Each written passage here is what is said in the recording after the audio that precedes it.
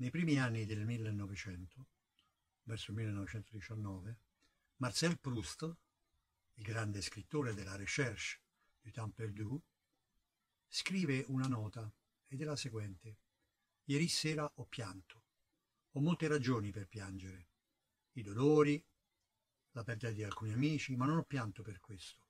Ho pianto leggendo il finale del libro Mitsu di Colette. E proprio di Colette voglio parlarvi. Questa scrittrice che si chiamava Sidonie Gabrielle Colette, nata nel 1873, che è la protagonista del film appena in uscita, interpretato da Keira Knightley e diretta da Wash Westmoreland. È un'interpretazione molto interessante e molto suggestiva la vita di Colette, perché Colette è un personaggio straordinario, è una scrittrice, ma più che scrittrice è tutto ciò che possiamo condensare nell'idea di una donna moderna. È, come ho già detto, nasce nel 1873 e quindi vive a Parigi nel pieno fulgore della Belle Époque. A 20 anni sposa uno scrittore, un giornalista, un boulevardien, cioè praticamente un uomo di mondo tipico della Belle Époque, quindi gaudente, donnaiolo, gourmand, intenditore di vini, di cibo, fumatore, frequentatore di case chiuse e di donne facili. In questo clima della Parigi scintillante che abbiamo visto rappresentata tante volte nei quadri degli impressionisti, in questa Parigi che è capitale del mondo in quel momento, lei 20 anni sposa quest'uomo attempato per l'epoca, in realtà aveva soltanto 34-35 anni, ma per l'epoca era un uomo adulto, e donnaiolo, è un uomo alla moda, e quindi cioè l'incontro fra l'ingenuità della ragazza di paese, anzi proprio di campagna, e questo uomo, Billard, detto Willy, che rappresenta il non plus ultra del cittadino del mondo in quel momento. È un incontro fulminante tra i due, lei si innamora perdutamente e anche lui. Lui non fa nessuno sforzo a innamorarsi di Colette, perché Colette è intelligente, originale, bellissima, diversa dagli altri, istruita, ha talento, è spiritosa, è una ragazza straordinaria, cresciuta e allevata da una mamma intelligente e forte che le ha trasmesso questa capacità femminile di essere completa. Questa ragazza quindi di campagna si trasferisce a Parigi e entra nel giro del gran mondo.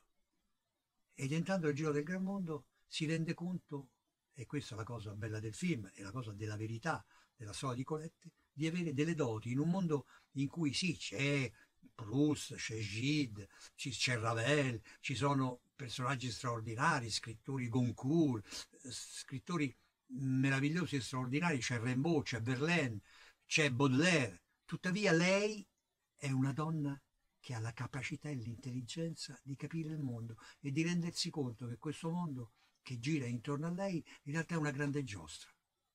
E di questa grande giostra, tramite proprio Willy, suo marito, lei ne sarà un interprete. Perché? Perché Willy la costringe a scrivere. In realtà Willy, più che uno scrittore, è un imprenditore letterario, è uno che mette insieme quelli che oggi modernamente vengono chiamati gli scrittori ombra, i ghostwriter, e e fa scrivere a loro per suo conto e per suo nome. E lei diventa uno dei suoi ghostwriter e scrive un romanzo che si chiama Claudine, una serie di romanzi che si chiamano Claudine, e in questi romanzi racconta la sua infanzia e la sua adolescenza da un punto di vista originale, diverso. Diciamo che è il primo romanzo di teenager che appare sulla storia d'Europa. Ed è una teenager femminile, con turbamenti, pulsioni.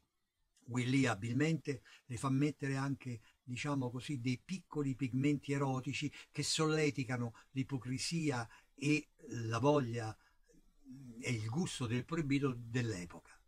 I romanzi hanno grande successo, e uno dietro l'altro, e lei si trova scaraventata nell'onda del successo, però non appare Willy. Willy la tiene stretta, addirittura talvolta la chiude a chiave in camera per farla scrivere. Perché? Perché devono continuare a produrre, perché i soldi non bastano mai, perché chiaramente cambiano casa, cambiano abiti, cambiano domestici, Willy gioca alle corse, Willy scommette, Willy spende soldi al ristorante e per le feste, e quindi c'è sempre bisogno di denaro. Finché lei però incredibilmente prende coscienza, come ho detto, e si riscatta. Si riscatta facendo che cosa? Liberandosi di Willy. A un certo punto è come se capisse che quest'uomo che l'ha portata al successo come ghostwriter oramai è una maschera che le pesa addosso troppo forte. È spesso un difetto degli uomini quello di scansare la donna che sta alle loro spalle e che alimenta il loro successo e apparire. Lei per la prima volta ha il coraggio di liberarsi e di scansarlo e di portarsi lei in piena luce, addirittura rivoltandosi e abbandonando la carriera letteraria, quindi facendo morire il personaggio, perché Willy non è in grado di andare avanti, e diventando attrice e andando in giro a recitare se stessa, Claudine, in una serie di spettacoli e addirittura in una serie poi di pantomime, fa una specie di vaudeville, va in giro creando scandalo, creando situazioni.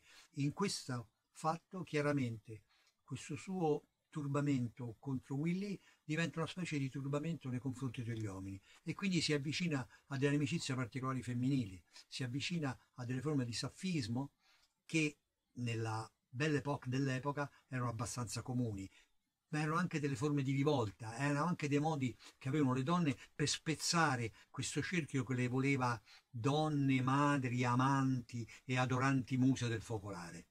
Quindi lei rompe anche questo schema, addirittura fa una tournée con questa sua granduchessa che in realtà è la sua amante che veste sempre da uomo, creando scandalo sullo scandalo. Ma anche di questo lei si stanca, supera anche questa fase di rivolta e si innamora di un commerciante di perle e quindi fugge con lui a Monte Carlo e poi si innamorerà di un barone che è il direttore di un giornale e lo sposerà addirittura e poi si innamorerà del figlio del barone creando di nuovo un grande scandalo, ma tutto questo mentre continuerà a scrivere romanzi e racconti, a fare critiche teatrali, ad ottenere la Légion d'honneur, a ottenere un riconoscimento che già ho citato, Proust, ho già citato Gide, addirittura avrà delle musiche per le sue pantomime composte da Ravel, avrà veramente il più grande successo, sarà una specie di monumento letterario in Francia e andrà avanti così fino al 1951. Addirittura una delle sue ultime